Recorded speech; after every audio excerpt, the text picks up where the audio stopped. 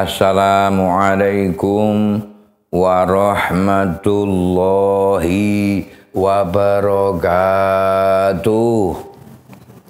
A'udzu billahi minasyaitonir rajim. Bismillahirrahmanirrahim. Alhamdulillahi rabbil alamin. Wassalatu wassalamu ala sayyidina Muhammadin sayyidil mursalin wa ala alihi wa sahbihi ajma'in. La hawla wa la quwwata illa billahil aliyyil azim. Amma ba'du. Para bapak ibu, hadirin hadirat semuanya yang berbahagia dan dimuliakan oleh Allah Subhanahu wa ta'ala. Allah Subhanahu wa ta'ala berfirman pada surat An-Nahl ayat 58. A'udzu billahi minasyaitonir rajim. Wa idza busyira ahaduhum bil unsa dhalla wajhuhu muswaddaw wa huwa kadzim. Shadaqallahul azim. Dan apabila seorang dari mereka, ini zaman jahiliyah, diberi gambar, diberi berita tentang kelahiran anak perempuan, maka hitamlah atau merah padam bercampur sedih mukanya. Nek dikai kabar anake lahir kok wedok, kon niki zaman jahiliyah. Kang, bojo sampean wis nglairno apa anake? Wedok. Nah, niki menggambarkan wajahnya. Manakala diberi kabar kalau istrinya melahirkan seorang bayi perempuan, mukanya memerah hitam, merah-merah hitam, dan malu di hadapan orang-orang. Lain halnya dengan ketika zamannya Fir'aun memberi peraturan di negeri itu, di Mesir ada peraturan manakala perempuan hamil tua harus diawasi oleh kerajaan. Ada menteri bagian ngawasi wong hamil. Dan diumumkan bahwa barang siapa perempuan yang melahirkan anak laki-laki harus dibunuh. Harus dibunuh. Ini karena apa? Karena Fir'aun ingin menetapkan, melanggengkan kekuasaannya. Sehingga kalau lahir laki-laki, Fir'aun akan terkalahkan. Lain halnya dengan zaman jahiliyah.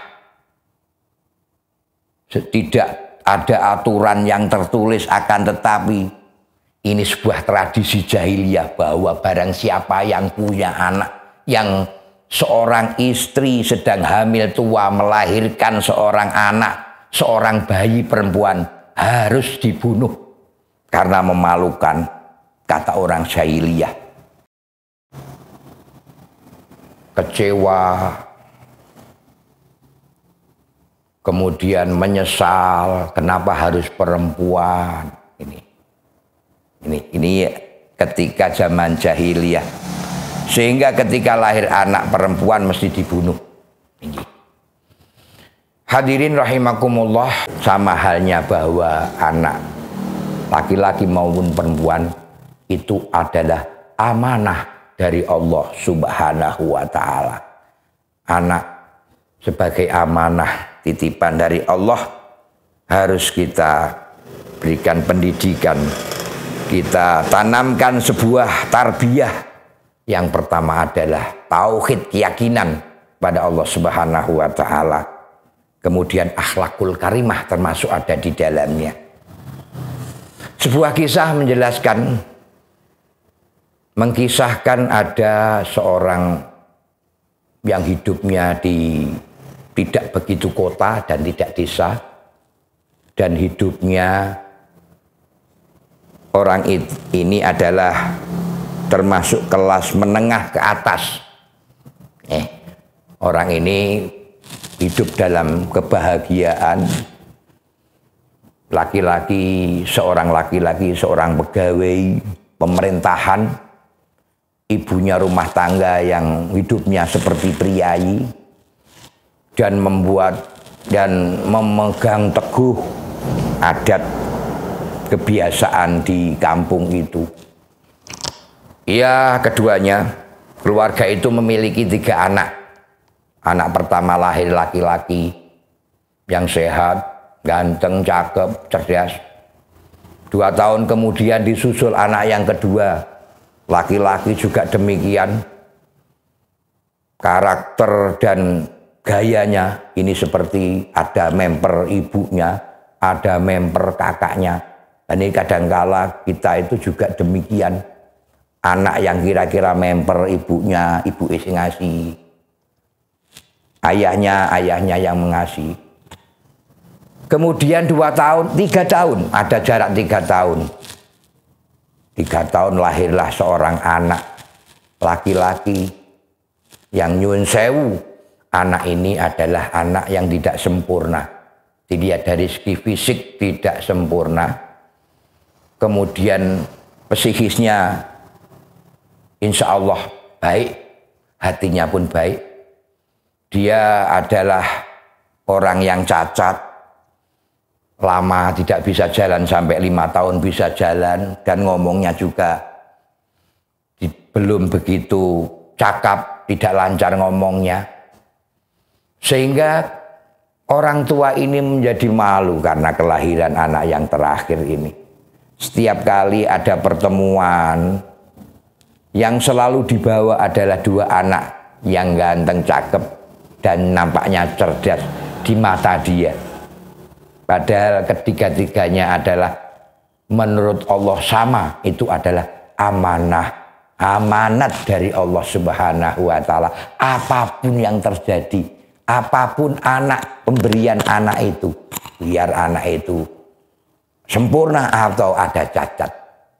Sehingga ketika makin besar anak ini yang kedua mendapat pendidikan yang sangat layak, kuliahnya sampai di luar negeri, sehingga mendapat istri orang luar negeri. Yang kedua juga begitu pandai, juga sebagai pegawai yang selalu ada di luar Indonesia. Sehingga yang satu, yang cacat ini tidak mendapatkan pendidikan yang formal seperti kakak-kakaknya. Malah kedua orang tuanya merasa ini adalah beban saya. Dibenci, dimaki-maki,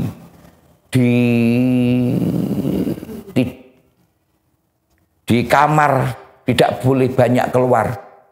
Tapi namanya anak, kasihan juga, kadangkala keluar, tapi hatinya sangat mulia dia itu.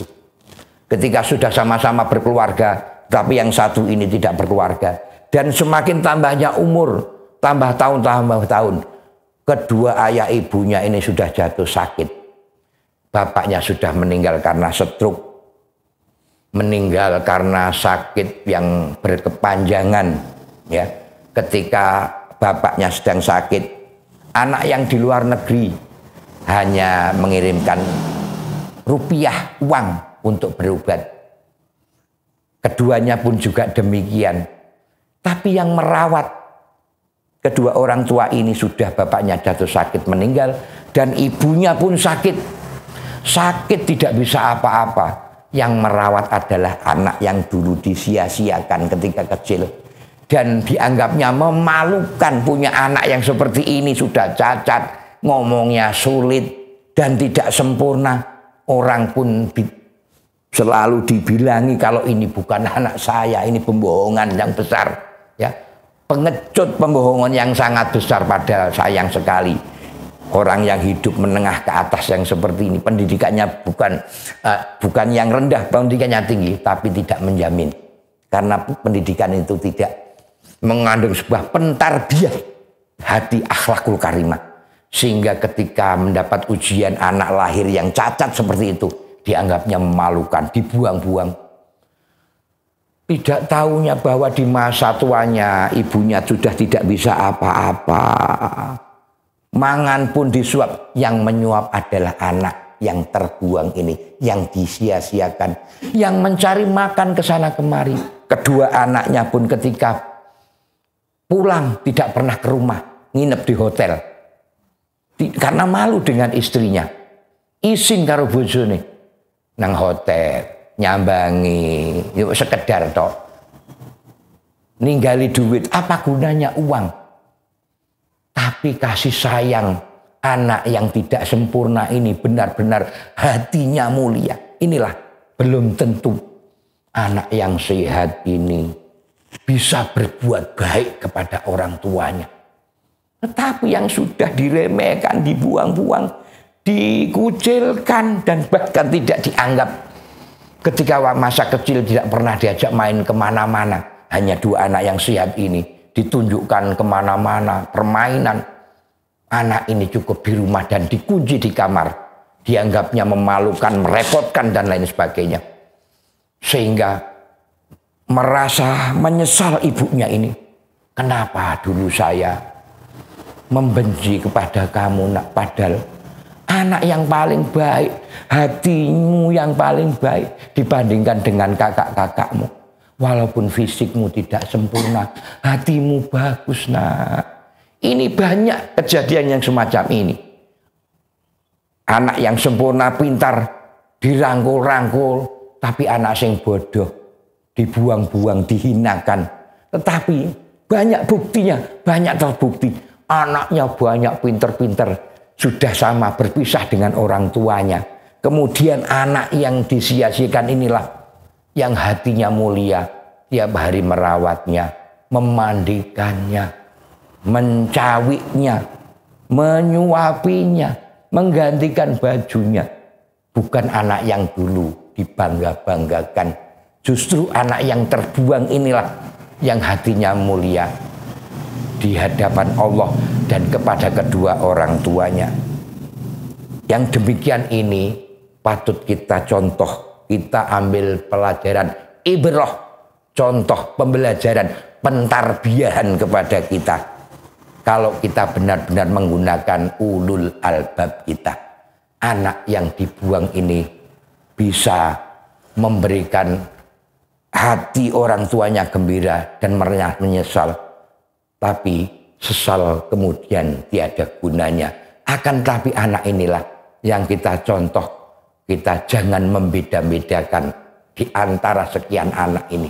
Ya, entah itu bodoh, entah itu cacat, entah itu tidak sempurna, sama. Ketika kita tidak bisa membedakan, maka tentunya keadilan orang tua tidak bisa adil semacam itu. Yang timbul adalah kebencian. Satu di antara lain anak-anak ini benci dengan saudaranya sendiri. Kemudian meningkat keirian, kedengkian, inilah menjadikan keluarga yang tidak rukun. Yang kita harapkan mudah-mudahan kita semua ini menjadi anak, apapun amanah, apapun yang diberikan Allah kepada kita berupa anak. Siapapun anak kita, model apapun, kita sama-sama kita rawat dengan baik dan semuanya akan bisa menjunjung tinggi. Belum tentu sesuai dengan apa yang saya sampaikan adalah anak yang kita banggakan, melupakannya. Justru anak yang dibuanglah, yang ingat menemani sampai akhir hayatnya berbuat baik kepada kedua orang tua. Demikianlah, mudah-mudahan ini menjadikan ibrah, menjadikan pembelajaran buat kita semua, mentarbiyah hati kita semuanya, yang sehingga kita menjadikan benar-benar keluarga kita menjadi keluarga adil yang tidak ada pilih di antara anak-anak kita. Wallahul muwaffiq ila aqwamit thoriq. Wassalamualaikum warahmatullahi wabarakatuh.